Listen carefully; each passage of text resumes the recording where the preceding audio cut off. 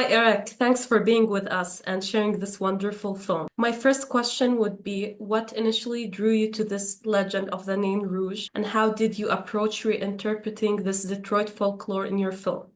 The Nain Rouge is a legendary creature of Detroit. I lived in Detroit for over a decade. I'm now in Baltimore, Maryland. I went from Detroit to Richmond, Virginia to Baltimore, Maryland. I grew up in mid-Michigan, an extremely rural area of mid-Michigan, a tiny little town called Lyons, Michigan. I was way outside of the town even. I grew up in the woods, but very interested in folklore, very interested in these things that are, off in the dark, out in the woods, those sorts of things. And so I'd known of the legend of the Nain Rouge and various other sort of folklore of Michigan before I'd moved to Detroit. And then once I got to Detroit, I started getting more focused on the legend of the Nain Rouge. Among the things, many things that interest me about this particular legend, one, it's a very colonial legend, and two, it has elements of what is known as fake lore to it rather than folklore. It's got some fake stuff to it, which is in part that it supposedly dates back to the founding of Detroit and like the 1700s. Cadillac comes to Detroit, starts a fort, but it actually doesn't. The legend first appears in like the 1890s, like the late Victorian time. They write this legend that supposedly occurred 150 years prior, but there's no record of it in between, right? And so I love this idea of history and legend and fake history and fake folklore, and then and what that says about us, why we create these legends, why we pass these legends on, how it might be believable that something's 150 years old when it actually isn't. I'm interested in things like truth and fiction and fake news and deep fakes and things like that, and what we believe, what we want to believe, all those sorts of things. And so it's this fake folklore, very colonial. The Nain Rouge, Rouge is red, Nain is dwarf. It's a red dwarf. And so yeah, you've got white people in the late 1800s making up a supposed Native American creature, and of course putting all sorts of their own negative biases on that. And then among the many things that I'm interested about it, the Nain Rouge is supposedly a shapeshifter. And then, of course, once you're a shapeshifter, in some ways you never know what their true form is. And so they have this supposed legend of this shapeshifter that's very monstrous. And then I go, well, is that their actual form, or is that just the form that they wanted to show to certain people to scare them as a defense mechanism, right? Anyway, hopefully that answers a little bit of your question. It's one of those where I'm like so interested in this, I could name you my top 20 reasons for being interested in this. That's a very beautiful way to put it, and it adds much more depth to the story. And as you said, you examined this legend through a decolonial lens. Did you come across any other surprising facts or historical, cultural insights that changed your approach while making this film?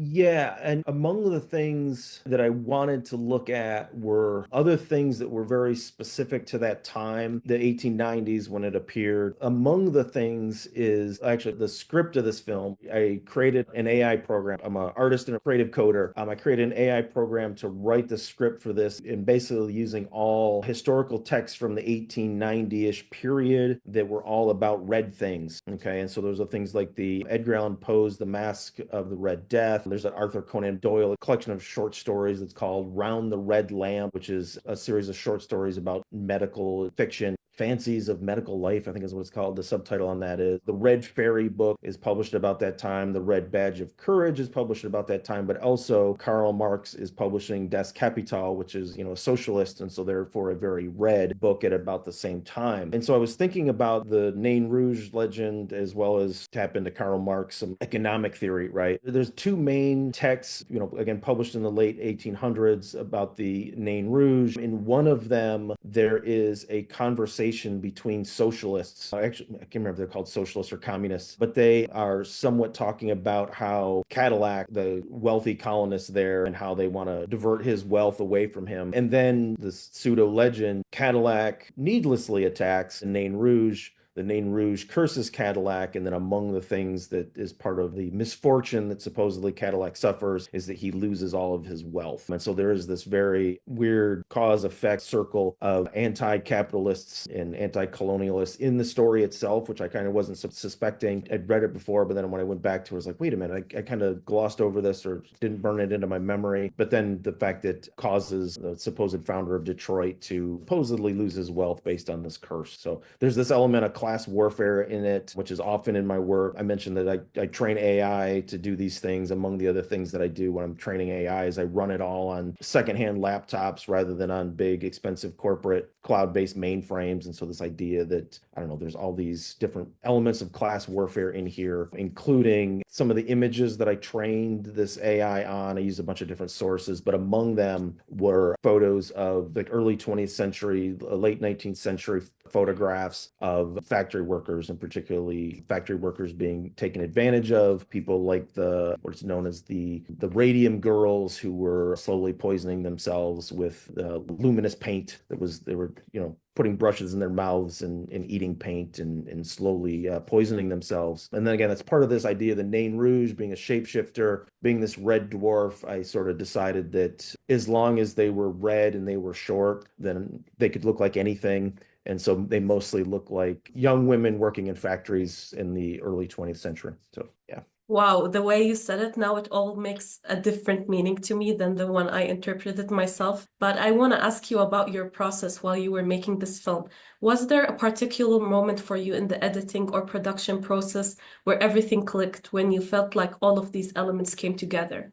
What I love about any project, there's a number of those points where like things come together in like really somewhat unexpected ways. Everything I do is like an experiment. I have to do it like 10 times before I get something that I go like, yes, that's a successful experiment, or like an end of the experiment. I don't need to experiment anymore. I got the result that I wanted. And this is, and again, this gets into my interest in working with AI. And I've been working with AI for decades now, so long before this sort of resurgence that we're having right now. But that among the reasons I do that is that you do get to turn some of your decision making off to some other intelligence. So my process is largely, I try to program something to have like my own tastes and my own interests. Like I'm interested in these factory workers. I'm interested in like, this is the dance of the Nain Rouge, the red dwarf. I'm interested in astronomy, so I'm like giving this AI photos of red dwarf stars to work with. I'm very into biology, and so I've like for previous projects I've collected my own blood and friends of mine's blood and made microscopic slides and taken photographs of that. So I'm putting red blood cells in there too. So there's all these different red things. I'm thinking about telescopic images of red dwarf stars and how that's pretty much like as far away from us as we can get. They're often, space, they're in great distance and in great distance of time as well. We're looking into the past when we see these, and then like red blood cells being these things that are super internal to us. There's, as deep into us as we can look, as close as we can look, or in some ways. And so then when you start to mix all these things together, and this whole film is kind of a mix, it's this constant spiral of mixing things together, and then it mixes together and you get something that you'd hope to get, or sometimes you get something you weren't sure you were going to get, and then you go, hey, let's remix it and see what else we can get. For this, I'll say among the newer, every project I do, I'm like doing some newer things with. I'm trying to think of some of the new, this is like talking about a film you made several months ago, right? Some of the newish things that I did, systems I created for this, as I created a system where I could basically start, and I'd done this with music and I'd done this with text before, but I created a visual system where I could always start and I could always end in roughly the same place. And so the format of this film is largely, it actually starts kind of in the middle somewhere. It goes to the beginning, and then it goes from the beginning to the end, and then starts over, goes to a new end, and then goes on from there and just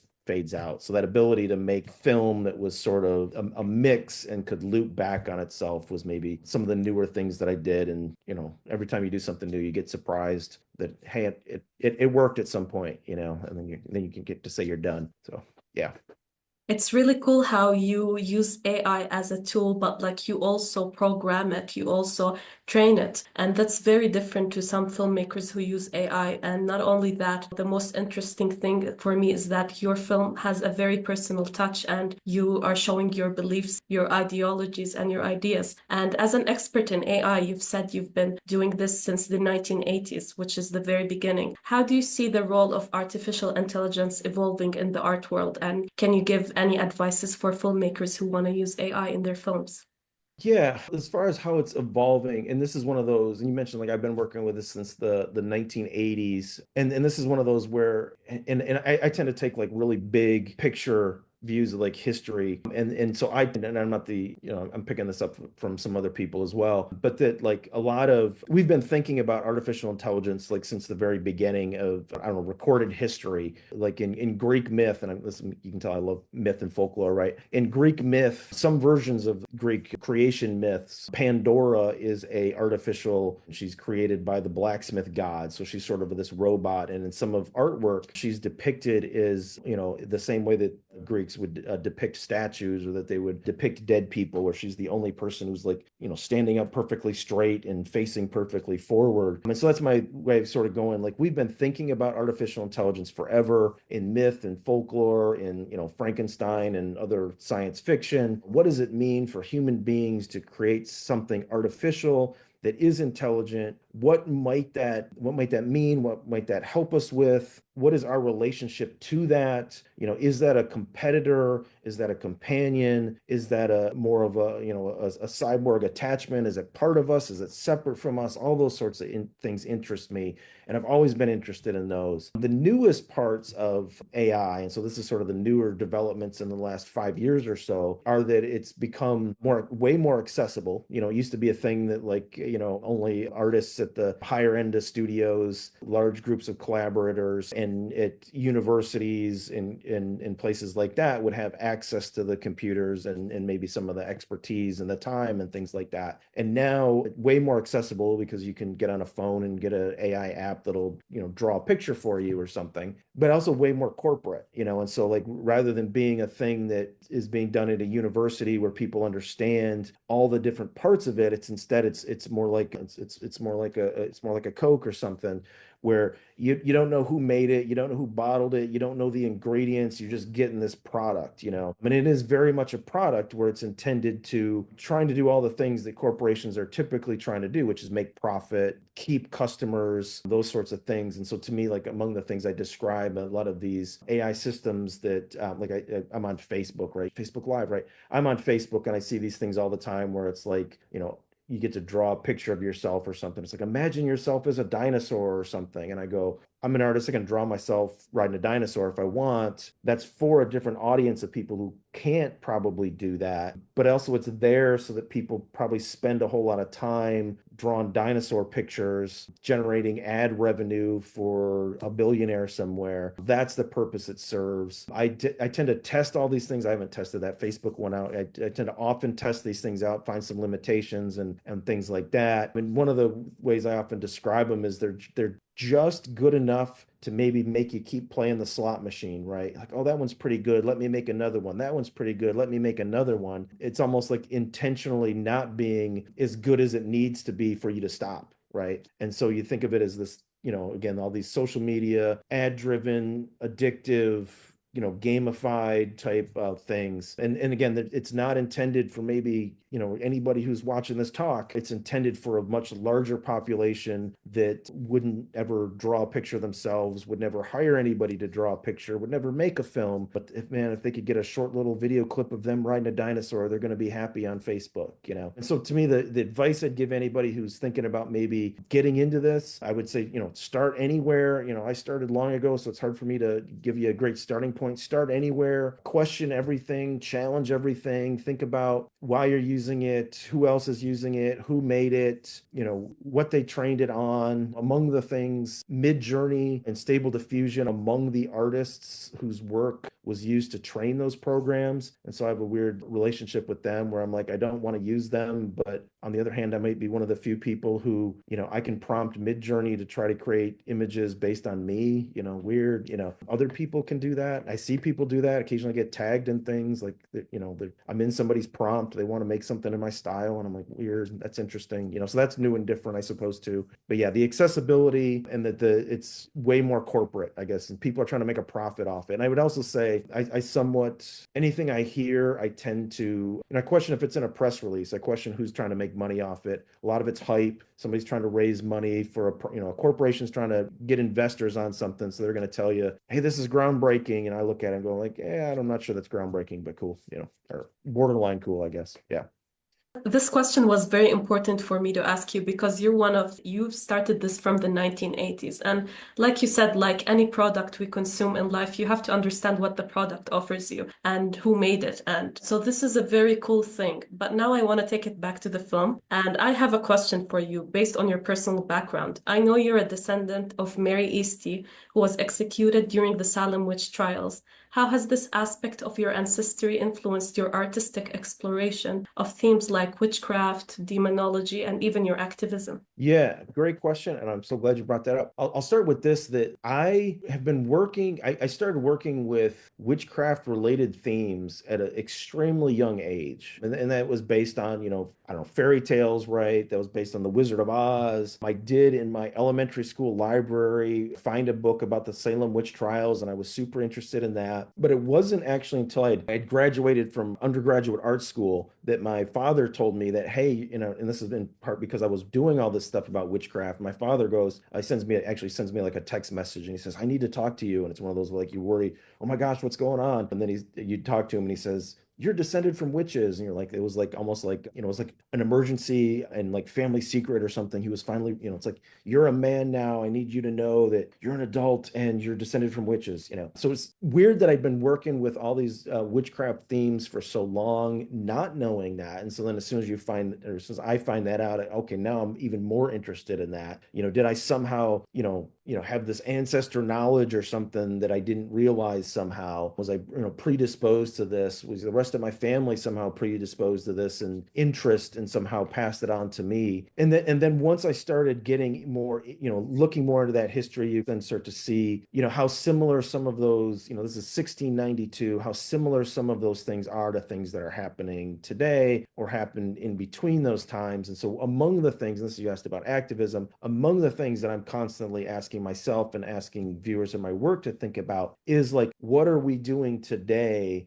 that, once somebody is 100 years or 400 years past today, they're going to look at and go, that's as ridiculous as witch trials were in 1692. And yeah, so that's among the, you might think, in 1692, a witch trial was like state-of-the-art criminal justice. It was state-of-the-art forensic science, right?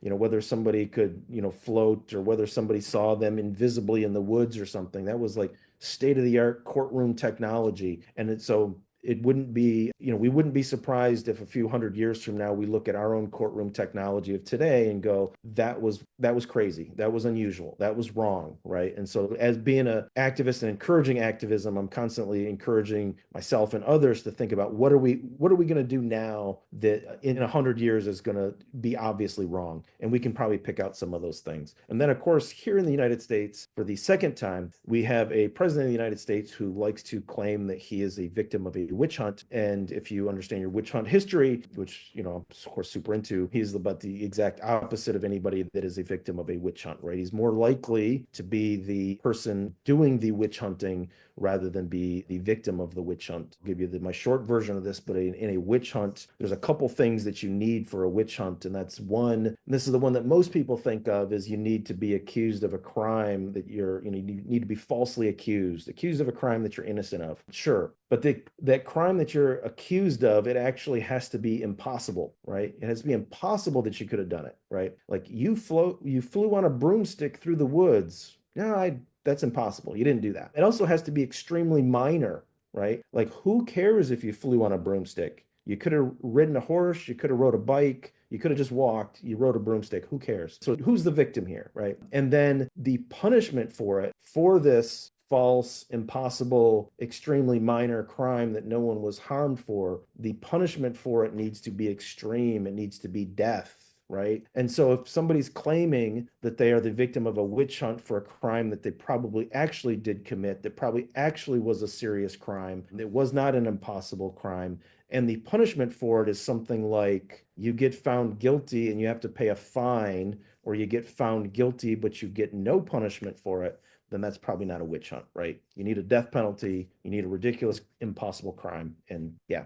we don't have those in that case. So, but yeah, that's That's some of them. Yeah. That's a very beautiful way to put it. No, continue, please. No, I was just going to say, and that's some of my ways of thinking about witchcraft. I already mentioned thinking about shape shifting and transformation, so I get super excited about those. And then I'll maybe try to tie all this together with one last thing here, and I'll say that like among the reasons I work with computer code is I like to think of that as a form of a magic spell, right? It's magical spelling. It's got words that most people don't understand. It's got strange symbols that people don't understand, and you run these sort of ritualistic programs that repeat and you try to change the world with them. And so I think of computer coding, creative coding, artwork as a form of magic, as a form of witchcraft in which we try to, I don't know, change the world. Yeah.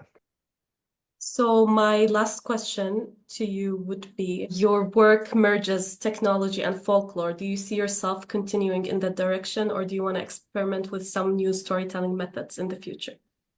That is a great question. I'm always like working on multiple projects. And so like which of these ends up being the, I don't know, next big project or something like that. I'll think of a couple things that I'm working on. One of the things that I'm working on right now, okay, yes, this is very folklore. I'm very deep into sea serpents, okay, right now. Among the things that I'm doing right now is I'm an artist in residence with a group here. It's the Institute for Marine and Environmental Technology that's part of the University of Maryland system here. And I've just started this, but I'm working with a bunch of marine biologists, and I'm super into all of the sort of sea serpent folklore and myths that we have, particularly the Leviathan that is in the Christian Bible, but also predates all these hydras and all these other sea serpents through Greek myth, Hindu belief, Middle Eastern belief, Egyptian, Apep, the snake god, and all of these things. So super into that right now. Working on making wearable electronic robots that dance to music that I play, and they're like sea serpent wearables. And then, so that's one of the things that I'm like super focused on right now. And then I'll say this, I have thought about the Dance of the Nain Rouge, and if there were a sort of a sequel to it, what it would be, more of a direct sort of sequel in the same vein. And so I have been thinking about other legends that are also very colorful. Like this was my very red one. What might my green one be? What might my blue one be? And so I'm interested in the Green Man, which is sort of this, again, it's this fake folklore thing that's like a 20th century thing, but supposedly they created a fake history for that goes back to the Middle Ages and King Arthur and things like that. So I may make a Green Man, a green film that is a sequel to my red film. So yeah. That would be a very interesting set of films. Thank you so much, Eric, for sharing this beautiful film with us. It's been a pleasure learning more about it. And now I'll throw it to Thomas. Thank you. Hi, Eric. I wanted to ask you, you have been doing AI films, you said since the 1980s? That's right. What was that like? I mean, what I'll give you 1980s artificial intelligence, and I'll give you my backstory here is that I'm a elementary school student in the 1980s. My father buys a Commodore VIC-20 computer for my older brother and I. And so if my older brother ever sees this, he was always, he's like 2 grades ahead of me. I didn't quite realize that at the time, but I was always trying to do the same things he was doing. So I was always 2 years ahead of him, or not 2 years ahead of him, about at his level, 2 years ahead of people my own age. And he was probably 2 to 3 years ahead of anybody his age, right? And so I started, once I got the Commodore VIC-20, and it's a programmable computer, not just a computer that you run programs that other people make on it. And so I very quickly started programming it. And among the things that I did, and didn't really realize it at the time, was I took a lot of the sort of interactive physical games that I would play, things like Mad Libs, things like where you would, almost paper doll type stuff, where you would put different things together to create new creatures and things like that, is I would write computer programs for that, and then some of them might take input from us, but then some of them would have a whole lot of randomness in them, a whole lot of options that the computer could control and things like that. And so if you could think of, instead of a Mad Lib where I ask you for your favorite color and it just inserts it into a sentence, what if there's a whole lot of different sentences where we might introduce that one thing that you named in? And then what if we like sort of leave you out a little bit and just let it write the sentences on its own? And so I was creating AI generated poetry. I was creating AI generated still images. and then quickly started making multiple still images so that they're animated and just real short. You can watch them on a monitor, which and then was a TV set. You could share the programs with other people. They could watch them very early. I say early, it's 1980s. There were people way earlier than that working in electronic sound from computers and things like that. But again, like, okay, I like this song. I would write a song like this. What if I taught a computer to kind of write songs like I do and get a song that I might write, but I hadn't written, and that would interest me. And so that's sort of the beginning of it. And again, it was based on a whole lot of games that we played, where there's these things, color forms, where these plastic sticker things, and there'd be a background and you'd put the stickers on top of it. I'm like, okay, if I draw a background in a computer and let the computer decide, one, how many characters are in it. Let it decide what those characters look like within, of course, the parameters of characters I like. So it can do some character design. It can do some environmental design. It can place the characters. They can move, have some computer generated dialogue between them. And I'm like, sweet, I'm making, my versions. And again, I was talking Witchcraft, Wizard of Oz, I'm making my versions of these films, super short films. And then again, while I'm in elementary school and I'm talking about going to my elementary school library and finding Salem witch trial books, my school library had Scientific American magazine. And in there, and again, this is like 1984-ish, there was a review of a book that was a book of poetry that was written by a computer program. The program was called Ractor. The book was called The Policeman's Beard is Half Constructed, which is like this wild computer written name, which me as, elementary school student, I was like, that's a crazy name. I love that. And it sort of explained these things that I was already doing, where I was, writing programs to make poetry and visual art and sound art and things like that. And suddenly, oh, that's what I'm doing. And so suddenly it all made sense. Other people are doing this. It's not just me out in the woods with a personal computer. There's a whole world of AI researchers who've been doing this kind of thing. So you really have been using computers basically all your life all my life. Yeah. There's a colleague of mine. She's at the University of Michigan, Sophia Bruckner, and she said this in a talk that I went to. She describes herself as a cyborg because she says, I've been connected to computers my whole life, right? I'm a cyborg. And so I'm like, yeah, I must be a cyborg too. I've been connected to computers since I was a kid. So yeah. Now, there's a lot of talk these days about fears about AI taking over the creative process. What do you feel about that?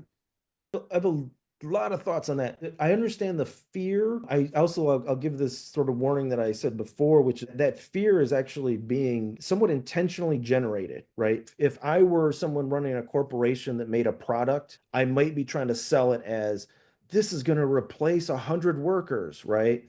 And that's just me trying to make money. That might not even be true, right? So some of it's hype. Some of it, and again, and I also say the fear is hyped up. And this is remembering that we sort of live in this social media world where if I'm angry and I'm fearful, that spreads much more widely than if I'm cool and chilled out and I'm kind of not worried, right? And so that fear is being amplified by corporations, as far as like social media corporations amplifying that fear, as well as them trying to amplify that as a sales pitch, right? So I'll say, like, one, I throw a little asterisk on that. And two, I also go, and I think of all of the disruptive technologies that there's ever been throughout history, from the printing press to the camera to the internet to the home computer, on and on and on.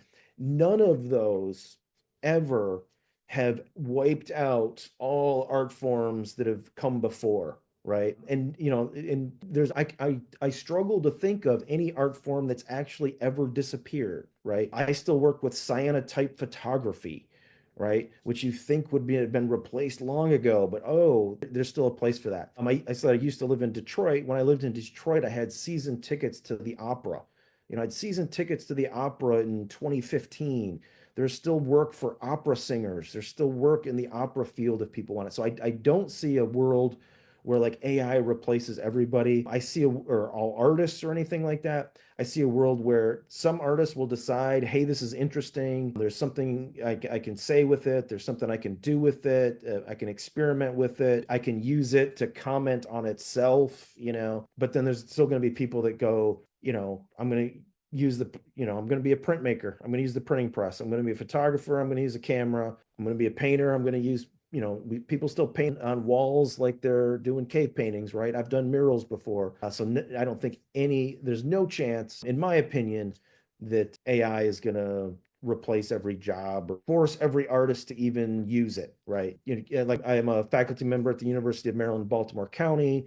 We have multiple areas of art that people can major in. Artificial intelligence is not one of them. I doubt it will ever be one of them. And even if it were, you'd still be able to major in photography or something else or something else or something else. There's people still making ceramics by hands, right? On potter's wheels. That'll never go away. So yeah. I'm going to hand it off to our programming group. They have a few questions from the program. Thank you, Thomas. Thank you, Thomas. Thank you, Jana, for these great questions, and Eric for your mind-blowing responses. Woo! I just want to say it's possible that you might be my brother from another mother, because when I read on your Wikipedia page that you drew horror art, and you gave teachers birthday cards about the school burning down, I was like, yes, that's my man. What were the repercussions? I think I mentioned that in an interview one time, and it's kind of taken on a life of its own. I'll say, like, I've had a number of different, like, weird run-ins with, I don't know, the disciplinary process of schools and what you can and can't make or whatever. I'll give the short version of the story. When I was in the second grade, we had to make birthday cards for every student when it was their birthday, and then occasionally we'd have to make birthday cards for every teacher if it was their birthday. And of course, I'm a second grader. I don't even know these teachers. And at one point, we had to make birthday cards for like one of the people who worked in the cafeteria or something. I'm like, I don't even know this person. And for some reason, whatever, and again, I'm, a troublemaking second grader. I drew this birthday card that, had the school on the front of it, and then you opened it up and the school was burning down or something like that. And I knew that it was not the right thing to do. And so I like signed a fake name on it. But of course, I'm in the second grade and I wasn't quite smart enough to like make two cards, one with my name and one with the fake name. So it was pretty easy to figure out, we don't have one that has Eric's name on it, and we have one under this fake name. It was probably Eric who made it. I was also really good at, relatively good at artwork as a second grader. So maybe it could have been, my art skills gave me away. But anyway, so I don't actually remember any corporal punishment. I sort of just remember hey, you got to go to the principal's office and get grilled on what you did and why you did it, and get told it's going to go in your personal file. And I'm not sure that the file ever even existed, or if it did, it's going to be on your permanent record. And part of me wants to go back to my elementary school, see if they still got a file of all my troublemaking artwork from elementary school. Like when I was I'll say this, like when I was in the sixth grade, we had some art project due, and I was, of course, huge into horror art. And so I drew a bunch of skeletons and monsters and whatever. And I had a, teacher say that, I can't remember exactly what, but I think the phrase, "you might belong in a mental institution," was in there. And I'm like, yeah, okay, we'll put this in your file, whatever. And so I'm like, okay, fantastic. So there's part of me, like I said, wants to go back to my elementary school, see if they got a whole collection of these and put a show together of all my transgressive elementary school artworks. Yeah. I would love that. Please keep us in the loop if that happens. If there's enough in there, there'll be a film out of it. So we'll see. Awesome. Back in the day, just sticking on this topic for a second, back in those days, Yep. When a child showed unusual behavior through art, through possibly antics in the classroom, they actually sent them for psychological testing. Did that happen to you? I don't think so. But as soon as you say that, part of me is like, did they ever give me a test and I didn't realize what it was for? And I say that because when I was in the first grade, we had to take some standardized tests. I think it was the CAT test, the California Achievement Test, or something like that. And it was one of those tests, you fill in the bubbles, whatever, back at the Scantron sheets, cards, right? Almost like tarot cards, these magic cards that are going to determine your future, how you filled them in, right? And then anyway, so I did really well on this test, so well that they called me out in the hallway because they thought I may have cheated on it. Because in the first grade, I knew how to do like long division. And again, I have a brother that's 2 years older than me. He would come home and I go, "Hey, what are you doing?" He's like, "I'm doing my homework. It's long division." I go, "What's that?" And so, hey, I'm, and he might be an advanced math student for his grade.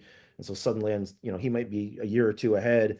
Now I'm 4 years ahead, right? And so they thought I was cheating and I'd stolen the, answer key or something like that, because there's no way, a first grader is going to be, you're supposed to get something wrong on this test, right? The last question is supposed to be impossible for you.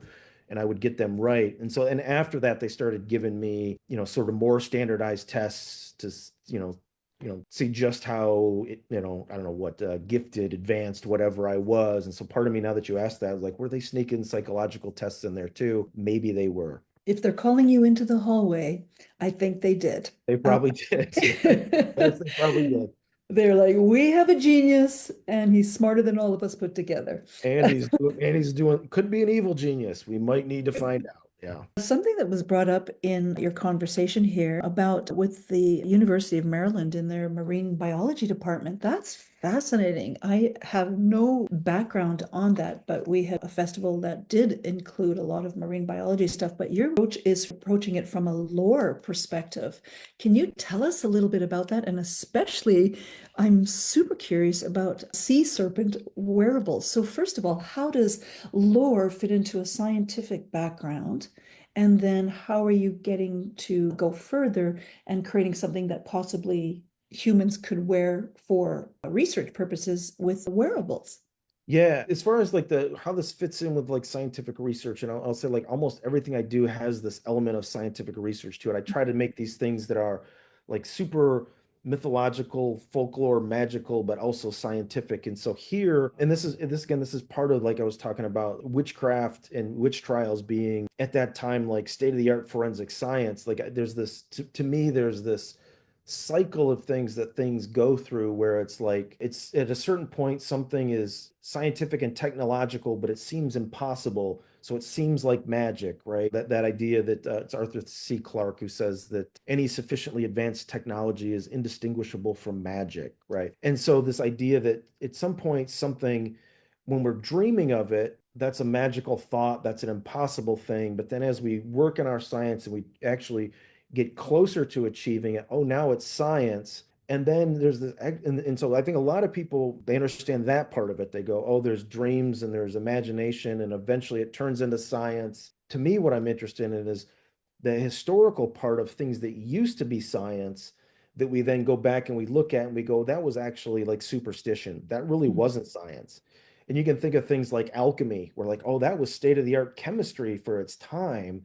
But then we went past it and now we look back at it and we go, no, that's actually superstition. And so a lot of this folklore about sea serpents and things like that, that was state-of-the-art marine biology of its time, right? What is your science like when you're pre-scuba diving, you're pre-camera underwater, you're pre-whatever, you can only see the surfaces of things, and you're filling in a lot of blank areas, a lot of dark areas. So yeah, I get interested in that. And so like to me, I'm like, what can we look at from sea serpent folklore, sea monster folklore, and then how can we better understand current scientific marine biology research that's actually trying to discover something new in the future, right? And among the things I get interested in is microscopic sea life. It's invisible, right? It's magical in that way, right? It's doing things we don't even see, we don't even think about, we mostly don't understand sometimes. And then among the things that I also working with biology is I work with biological materials. I work with a lot of biological materials, but I grow things out of mycelium, which is the roots of mushrooms. So I grow sculptures out of mycelium. I make things out of scobies, which are symbiotic colonies of bacteria and yeast. It's the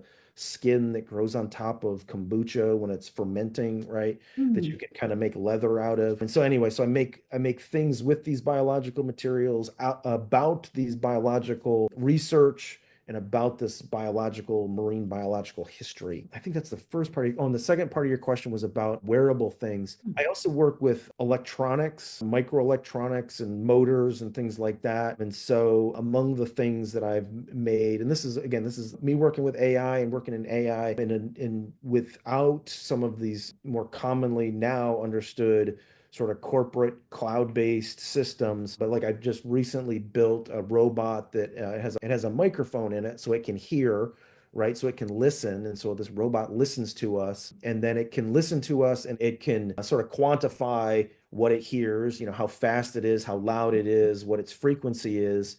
And it can remember that, and then it can react to it. So it can move in reaction to it. It can create movement. So it's creating its own dance choreography based on what it hears. And then and this is my like favorite part of this, is I actually programmed part of it so if it doesn't hear something recently, it actually forgets about it. So if it hears a really loud sound right now, but it doesn't hear it again, it recalibrates what loud is. But to me, that idea of a machine intelligence that's actually forgetful rather than what we tend to make, which is like computers that they have a lot of memory. They just constantly remember things.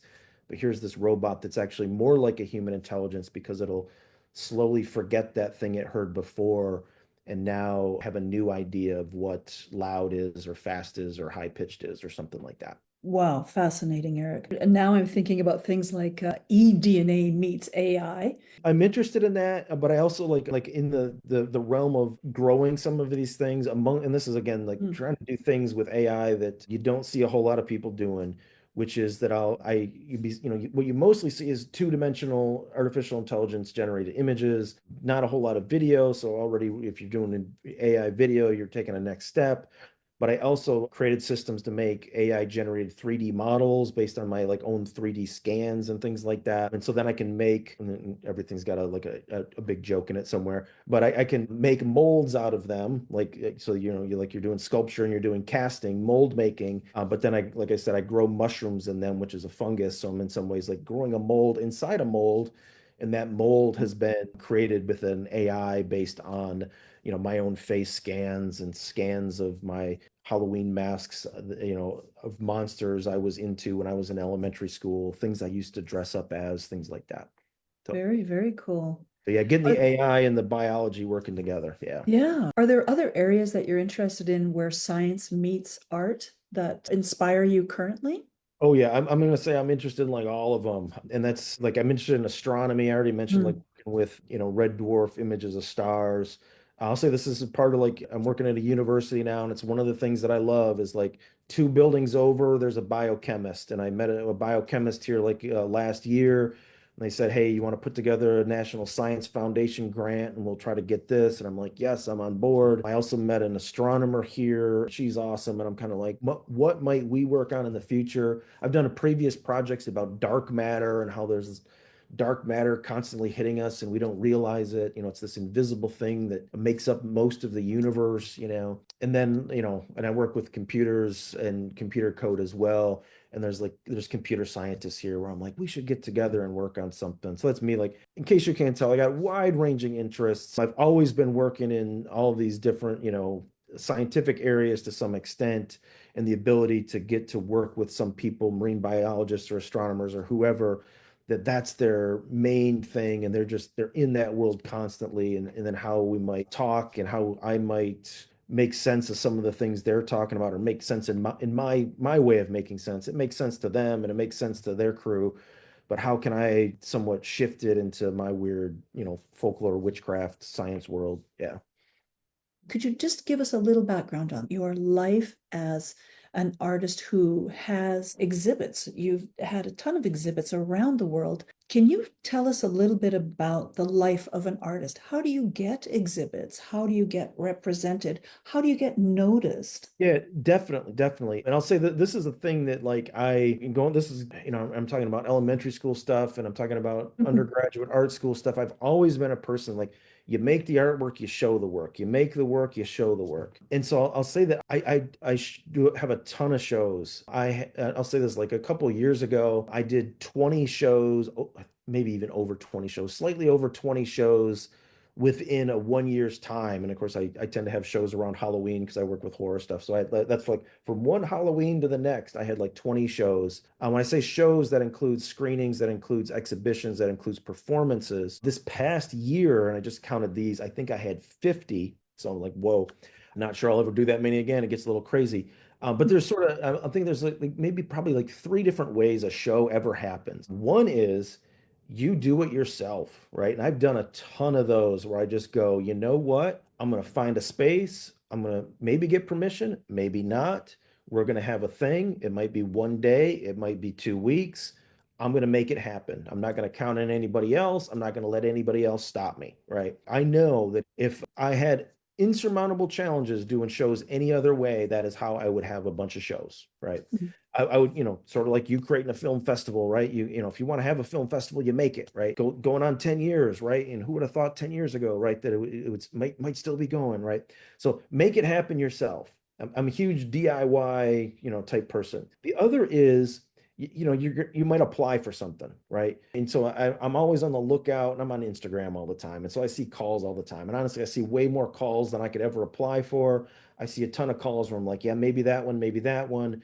And this is part of like making the time to do that sort of a thing, to put on your own show, to submit to somebody else's show, Mhm. rather than, and it's as an artist to go like, I gotta stop making artwork. I actually got to get my artwork out there, right? And then so that's like applying to things. And then and that's a whole skill, and you got to do it, and you got to, the more you do it, the better you get at it, right? And then the sort of third way is I just get invited to stuff, right? And I'd say that's actually probably maybe it's more now than ever, maybe, right? But still maybe the minority of things. But yeah, occasionally, somebody will say, hey, we're having a group show. Do you want to be in it? My answer is always yes. Always yes. I'll figure out some way to do it. And like I said, I did like 50 last year. So maybe I got to start figuring out a way to say no to some things. But if you get yourself out there, people will see your stuff. They'll know you as somebody who's dependable. When the show is supposed to open, your stuff is going to be there. It's going to be ready. You're not going to be the person who doesn't deliver the work on time, or leaves the gallery a mess for the next person. You be a good, responsible artist in the world, and then people keep inviting you back, and then they'll start inviting you to more things. And so, yeah, that's maybe the only ways anything ever happens. You just do them yourself. You apply to get the permission to do them, and then somebody asks you, somebody invites you. And I guess the mistake a lot of people make is they think they just the job is just wait for somebody to invite them, and I'm like, nah, I don't wait for anything. Make stuff happen. I love those 3 pointers. If you make something, show it. Exactly. So you've definitely could teach a course on the business of being an artist for sure. Well, and the main thing again is just, and this is I still have to tell myself this, like, I'm making too much artwork. I gotta stop making. I gotta show. I gotta get, it's, and that's because we all got into, most of us, I suppose, got into artwork because we love making it. If you're the type of person who's just constantly making stuff, you're already doing great. You always get better because you're constantly making, more and more, better. But it's that point where you got to go like, hey, you know what? There's other parts of this business stuff you're talking about. I'll say, like, when I did that year that I did 20 shows, almost all of those were physical shows, and that involved a ton of travel, that involved a ton of shipping, that involved a ton of logistics of like, I'm shipping artwork to some show on one side of the country.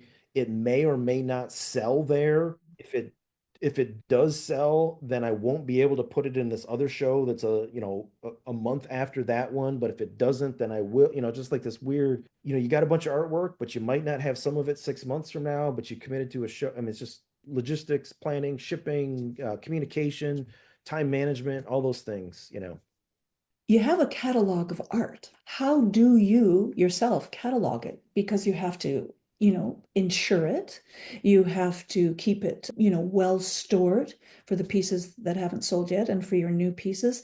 Do you have some elaborate system? Do you have a place where you've got just your artwork and it's fire free and. Yeah, I'm gonna say that, and I'm a little different on this than a lot of people, and I'm gonna say, like, this might be bad advice, right? I might be doing this wrong, right? But I have long had an attitude, and I do have a lot of stuff stored, and I'm constantly questioning, like, do I really need that thing from 5 years ago still, or 10 years or 20 years ago, whatever. I've got, I'm mentioning, I did this in high school. I did this in elementary school.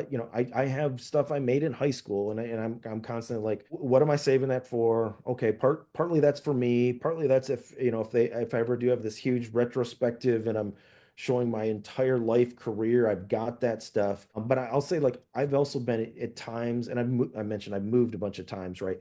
I get brutal when I'm moving. I'm just like, I made that 10 years ago. I haven't shown it in 8 years. If anybody invited me to have a show next month, I would probably not put that in. I might get rid of that. I might get rid of that. And so I'll say this, like, I've gotten rid of a ton of stuff. I have this attitude, like I said, this might be bad advice, but a little bit of my attitude is, because I constantly make new things, I'm gonna replace a whole bunch of stuff I made 10 years ago, 15 years ago. I do have, I work with digital electronic stuff. I do have backups of a bunch of stuff. I'm gonna say, I sometimes don't have the best backups. I sometimes have I might have it on 3 external hard drives backed up in triplicate, But which three, where are those labeled? And it takes me an hour to find a, file that I'm like, yeah, I got on 3 different, hard drives somewhere. So it's me going, I tend to have everything, I try to have everything stored in my own spaces and at home. This is like, me going, I like things easily accessible to me. And I also don't like paying a bunch of money to a landlord. Mm. So, for those reasons, I try to make my own spaces, my own garage spaces, basement spaces, things like that, where I can store things. But like I said, I'm also a little bit brutal with stuff. And like I said, I moved to Baltimore about a year and a half ago, and I moved a bunch of stuff then. But I also, when I left Richmond, I got rid of a bunch of stuff. I'm photographing stuff right before I get rid of it. So I've at least got documentation of it and things like that. But that's me going, I make so much stuff, I couldn't save it all. And I'll say a little bit, again, this might be the wrong way to think about this, but I go a little bit. If anybody's worried about me destroying these things, you should buy them. You should collect them. That's a collector job. That's a museum job. That's not a me job, maybe, so. Eric, what have you learned about yourself through the making of this film? Oh, that is a great question. What did I learn about myself? I'll say this about this film, and maybe this will be helpful for some people. And this gets to like showing artwork and things like that. This film, I'll say this, like I am super happy with this film. This film has been super successful. I want to thank you for screening this film and inviting me to be here. What I think, and this is like artists that I talk to, sometimes art students that I talk to, people can maybe we make assumptions about artwork that we see, other people's artwork, right? And one of those is that it turned out perfectly, right? That everything went according to plan, that artist made exactly what they wanted to make.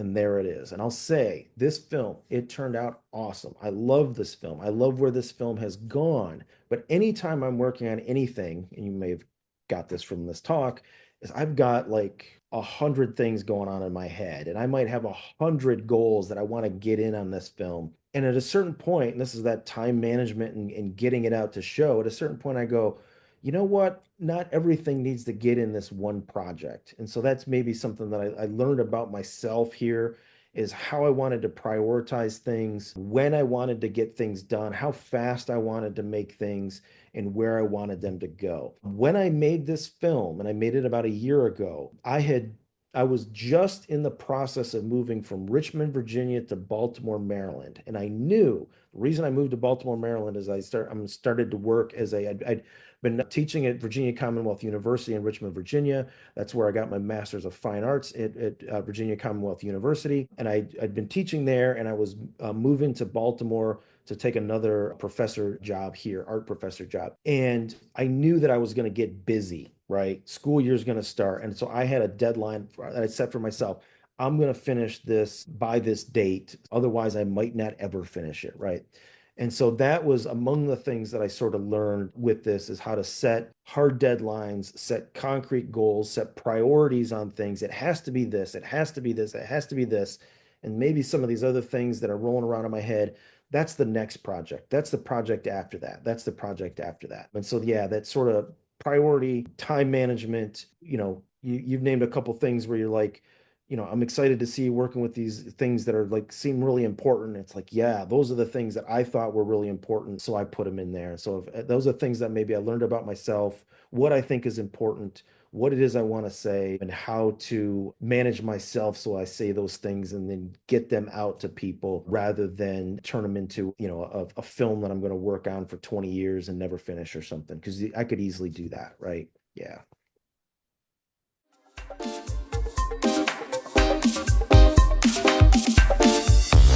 Yeah.